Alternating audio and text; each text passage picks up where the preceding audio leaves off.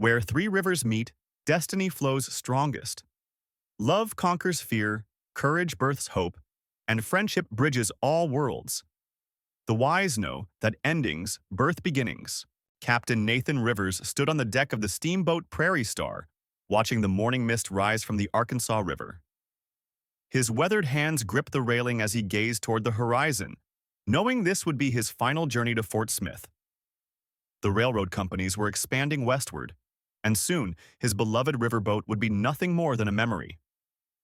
20 years on these waters, he murmured to himself, his voice carrying the weight of impending change. The paddle wheel churned steadily below, its rhythmic sound a familiar comfort in uncertain times. Wind in the Willows, daughter of Chief Grey Wolf, approached the gangplank with graceful dignity. Her traditional dress was adorned with intricate beadwork that caught the morning light, marking her as a person of importance among the Osage people. She carried herself with the quiet strength of one who had witnessed both the old ways and the new world colliding. "I am here to accompany the government delegation," she told the first mate, her English clear and precise. Her dark eyes held secrets of treaties and land deals that would reshape the territory forever. Clara Adams emerged from a hired carriage, her elegant blue traveling dress and feathered hat drawing admiring glances from the dock workers. Beneath her composed exterior, fear gnawed at her heart as she glanced nervously over her shoulder. Antoine de Lacroix's men could be anywhere, searching for the songbird who had dared to escape her gilded cage. "Please, sir, when does the boat depart?" she asked the porter, her melodic voice betraying a slight tremor. New Orleans seemed both too close and a world away as she clutched her small valise containing her few precious belongings. "Gentlemen." Jim Morg adjusted his silk vest and gold watch chain as he surveyed the other passengers boarding the Prairie Star. His refined appearance masked the calculating mind of a professional gambler and thief. Behind him, three men dressed as traveling merchants carried what appeared to be sample cases, but their eyes moved with the predatory alertness of wolves. "Remember, gentlemen," Morg whispered, "we're merely businessmen seeking opportunities in Fort Smith. Nothing more." The steamboat's whistle echoed across the water as Captain Rivers prepared for departure, unaware of the dangers already aboard his vessel. As twilight painted the Arkansas River in shades of gold and crimson, Clara Adams stood on the main deck, her voice rising in a hauntingly beautiful melody that seemed to capture the very soul of the frontier. Passengers gathered around, mesmerized by her performance, but none more so than Captain Nathan Rivers. He found himself drawn not just to her voice, but to the strength he sensed beneath her delicate exterior. "That was extraordinary, Miss Adams," he said, as the last notes faded into the evening air. "Your talent could grace any stage from here to San Francisco." Clara's cheeks flushed with pleasure at his genuine appreciation. From her position near the pilot house, Wind in the Willows observed the gambling men with growing concern. Their eyes weren't focused on their cards, but on the layout of the boat, particularly the captain's quarters where the ship's safe was kept. She noticed how they memorized the crew's routines, the timing of the watch changes, and the location of every exit. "These men are not what they seem," she whispered to herself in her native tongue, her warrior's instincts awakening. Her father had taught her to read the signs of danger, and every fiber of her being screamed that trouble was approaching like a storm on the horizon. Clara's evening stroll was interrupted by hushed voices from the shadows near the cargo hold. Hidden behind a stack of cotton bales, she listened in horror as Gentleman Jim Morg outlined his plan to his accomplices. "The captain's safe holds more than enough to set us up for life," he said, his cultured voice now cold and calculating. "We strike tomorrow night during the ladies' performance when all eyes are distracted." Clara's hand flew to her mouth to stifle a gasp, her heart pounding so loudly she feared they might hear it. She had escaped one nightmare, only to stumble into another. Nathan found himself sharing his deepest fears with Wind in the Willows as they stood watching the moonlight dance on the water. "The railroad will kill river commerce within 5 years," he confided, his voice heavy with resignation. "Men like me will be relics of a bygone era." Wind in the Willows nodded thoughtfully, understanding the pain of watching one's world change.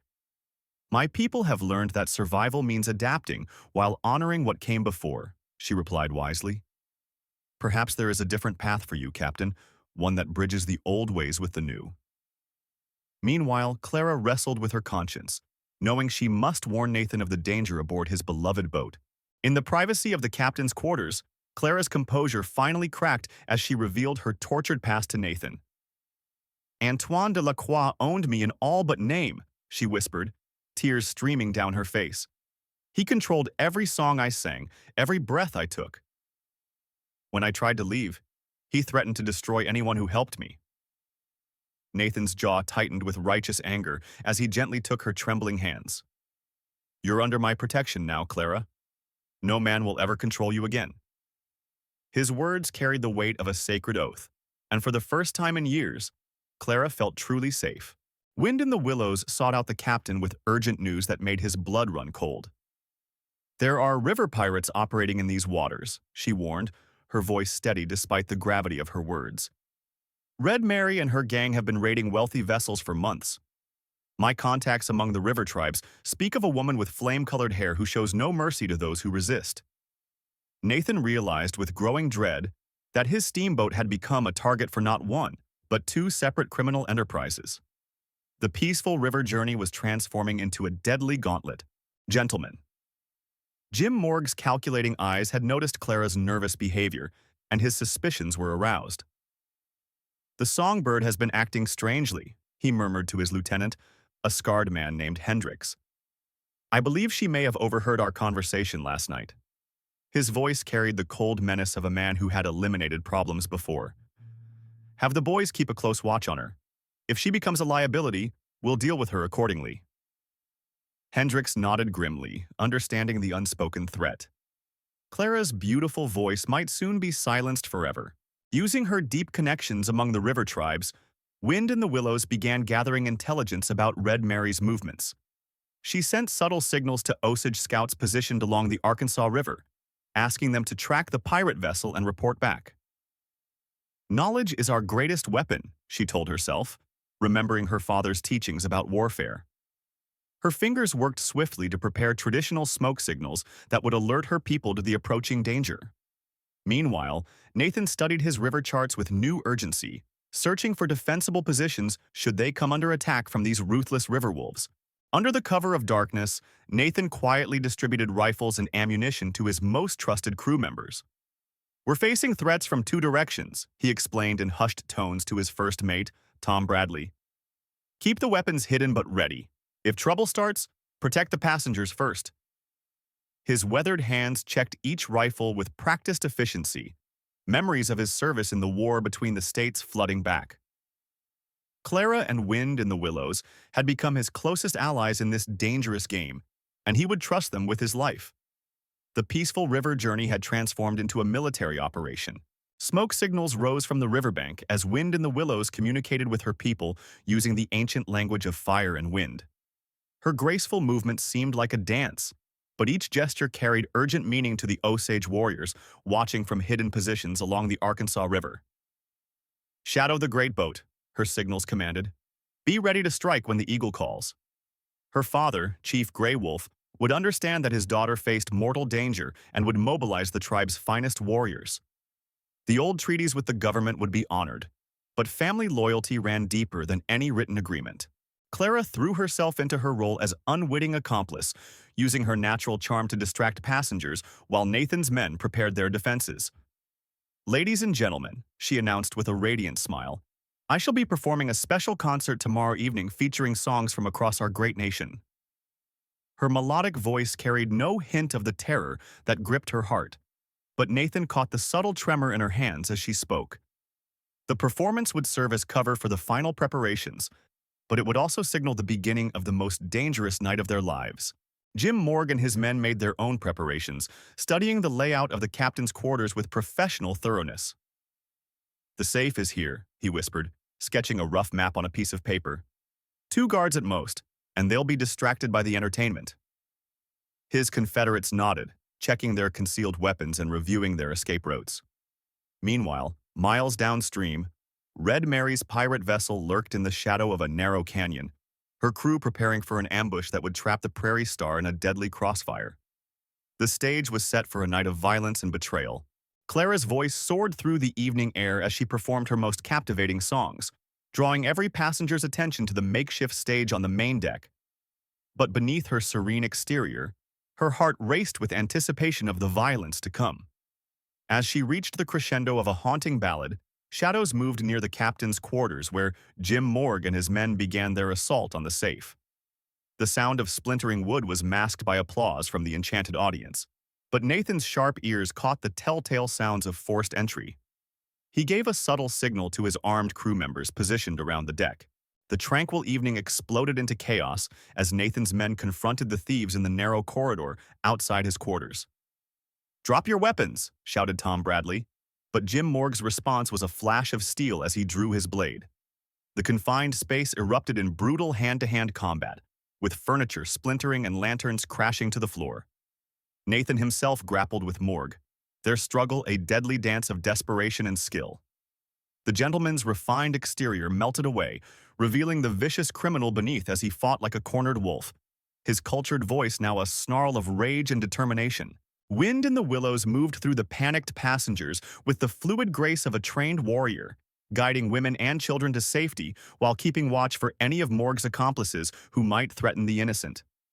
Her keen eyes spotted Hendricks attempting to take a hostage, and she struck with lightning speed, her knowledge of pressure points learned from tribal elders proving more effective than any weapon. "Stay calm," she commanded the terrified passengers in her authoritative voice. "The captain has everything under control."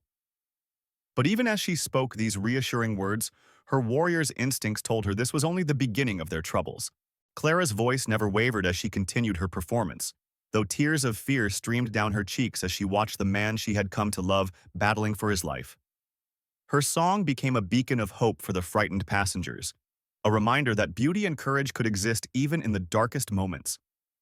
When Jim Morg finally fell to the deck with a groan of defeat, his shoulder pierced by Nathan's blade, his remaining men surrendered or fled into the night.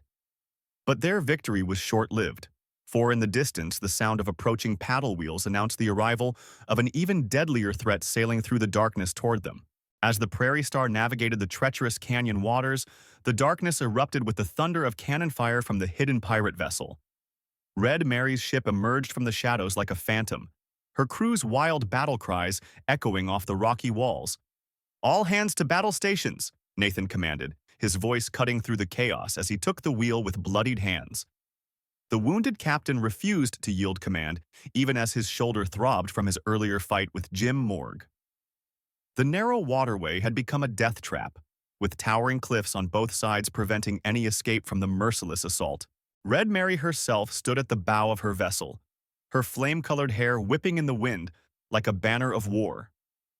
Her emerald eyes gleamed with predatory satisfaction as she surveyed the damage her cannons had inflicted on the steamboat.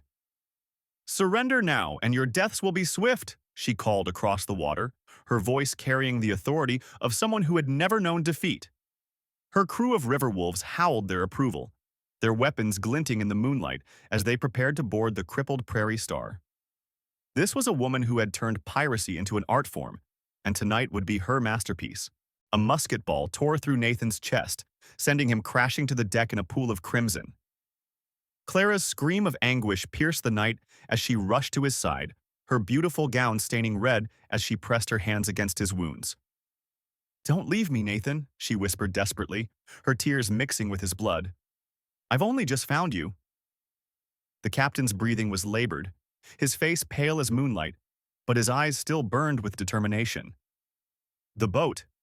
Save the boat," he gasped, his life ebbing away with each word. Clara's heart shattered as she realized she might lose the only man who had ever truly understood her. Wind in the Willows seized command with the natural authority of a born leader, her voice ringing out across the deck as she rallied Nathan's demoralized crew. "Light the signal fires," she commanded, her hands moving swiftly to ignite the prepared beacons that would call her people to battle. The flames leaped skyward, their smoke carrying an ancient message of distress that would reach Osage warriors positioned along the riverbank.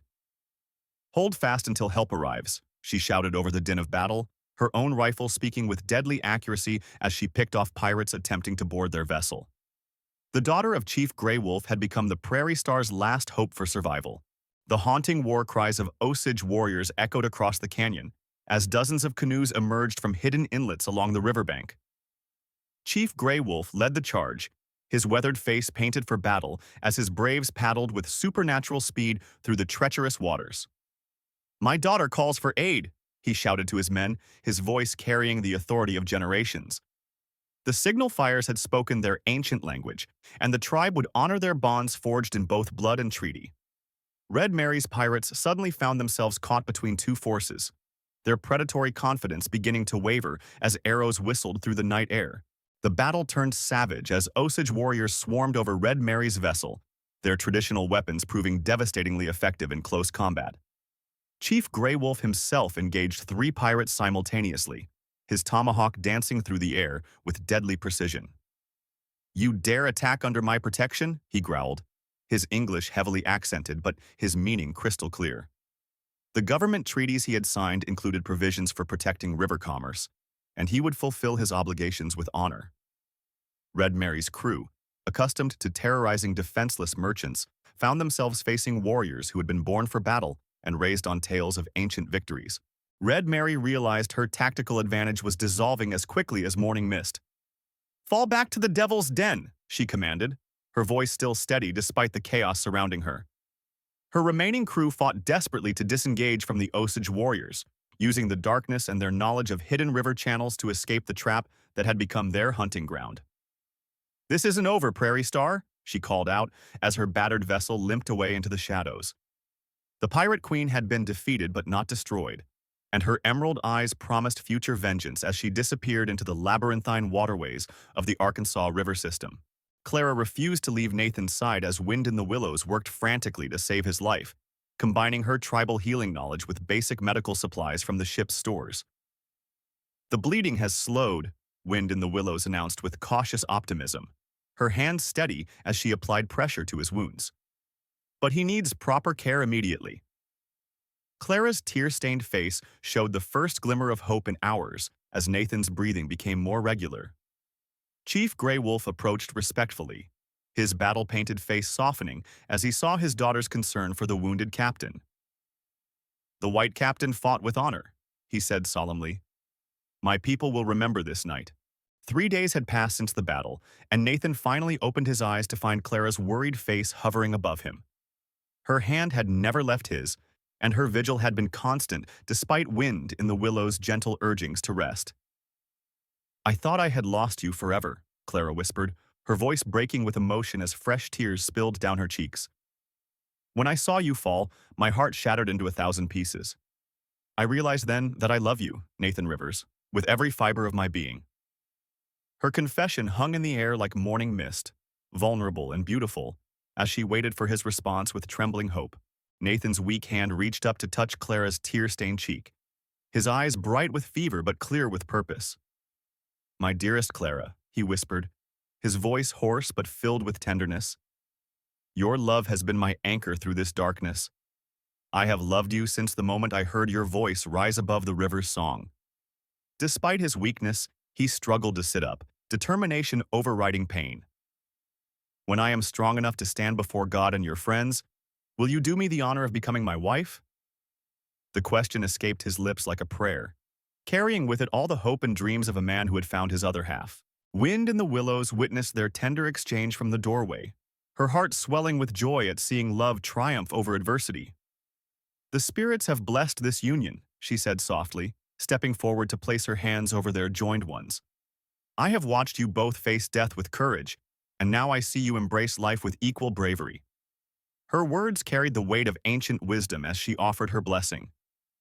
"In my culture, such devotion between two souls is considered sacred. You have my blessing and my friendship for all the days to come." The passengers who had gathered outside the cabin smiled through their tears at this beautiful moment of hope. Chief Grey Wolf entered the cabin with the measured dignity of a man accustomed to making momentous decisions. "Captain Rivers," he said formally, his weathered face serious but kind, "you fought to protect the innocent, and my daughter speaks highly of your character." He paused, studying Nathan's face intently. "I offer you sanctuary on Osage lands while you recover, and when you are well, perhaps we might discuss a partnership that could benefit both our peoples." The chief's offer represented more than mere hospitality. It was an invitation to bridge two worlds that had long existed in mistrust. Nathan gripped Clara's hand tighter, understanding that their love story was becoming part of something much larger than themselves. As the Prairie Star approached Fort Smith, Nathan made the most difficult decision of his life. Standing on the deck with Clara's support, his arm still in a sling, he gazed at his beloved steamboat with bittersweet acceptance. "The age of riverboats is ending," he told Clara quietly, his voice steady despite the pain in his heart. "The railroad will reach every corner of the territory within a decade. It's time for me to step onto dry land and build something new." Clara squeezed his hand reassuringly, understanding the magnitude of what he was giving up. "Whatever path you choose, my love, I will walk it beside you." Clara found herself surprisingly at peace with the prospect of leaving her performing career behind. "I've spent my entire life singing other people's songs," she confided to Wind in the Willows as they watched the shoreline drift past. "Perhaps it's time I discovered what melodies my own heart wishes to create." The thought of a quiet life away from the stage lights and demanding audiences filled her with unexpected joy. "Nathan has shown me that true strength comes from building something lasting, not from fleeting applause." Her dreams were transforming from fame and fortune to love and partnership in the wilderness. Wind in the Willows presented an idea that could unite their diverse skills and backgrounds into something revolutionary. "What if we established a trading post here on the riverbank?" she suggested, her eyes bright with possibility. "A place where my people could trade fairly with white settlers, where travelers could find honest hospitality, and where different cultures could meet in peace." Nathan's business experience, Clara's ability to draw people together, and her own connections among the tribes could create something unprecedented. "We could build a bridge between worlds that have been enemies for too long," she continued, her voice filled with hope and determination. As Fort Smith's wooden buildings came into view, the three friends stood together planning their shared future with growing excitement. Nathan would use his knowledge of river commerce to establish trade routes. Clara would create a welcoming atmosphere for travelers with her music and grace, and Wind in the Willows would serve as liaison between the various tribal nations and settler communities. "We'll call it Prairie Star Trading Post," Nathan decided, honoring the steamboat that had brought them together. The vessel that had carried them through danger and toward love would live on in their new enterprise, a symbol of hope on the ever-changing American frontier. 1 month after their arrival in Fort Smith, Nathan and Clara stood before a simple wooden altar adorned with both Christian crosses and sacred Osage symbols. Reverend Matthews spoke the traditional vows while Chief Grey Wolf's shaman offered blessings in the ancient tongue, creating a ceremony that honored both faiths. Clara wore a dress of ivory silk complemented by a beaded necklace crafted by Wind in the Willows, while Nathan stood proud in his finest suit despite the lingering stiffness in his healing shoulder. "By the power vested in me by God and witnessed by all peoples," the Reverend declared, "I pronounce you husband and wife." Their kiss sealed not just their union, but a bridge between two worlds. Wind in the Willows had become more than a friend to the newlyweds. She was family in every sense that mattered. As they broke ground for the Prairie Star Trading Post on a beautiful bend of the Arkansas River, she worked alongside them with the dedication of a true partner. "This will be the main trading hall," she explained to a group of visiting Osage elders, pointing to the foundation stakes. "And here, Clara will entertain guests with her music while Nathan conducts business." The tribal leaders nodded approvingly, recognizing the wisdom of peaceful commerce over the endless cycle of conflict that had marked frontier relations for decades. The trading post rose from the prairie like a beacon of hope, its sturdy log walls and welcoming design attracting travelers from across the territory. Nathan used his intimate knowledge of river routes to establish supply lines that brought quality goods to the frontier, while Clara's evening concerts drew visitors who stayed to trade and socialize. "Welcome to Prairie Star Trading Post," she would greet each newcomer with genuine warmth, her melodic voice making even the weariest traveler feel at home. The establishment quickly gained a reputation for honest dealing and gracious hospitality, becoming a landmark that pioneers would seek out on their journeys westward. As autumn painted the Arkansas Valley in brilliant gold and crimson, the three partners reflected on how far they had come from that fateful steamboat journey. Nathan's arm had healed completely. Clara's nightmares about Antoine de la Croix had faded, and Wind in the Willows had successfully negotiated several peaceful trade agreements between the tribes and territorial government. Their friendship had proven that people of different backgrounds could not only coexist, but thrive together. "We've built something beautiful here," Clara observed, as she watched children of various cultures playing together in the trading post courtyard. Their love story had become a testament to the possibility of peace and prosperity on the American frontier.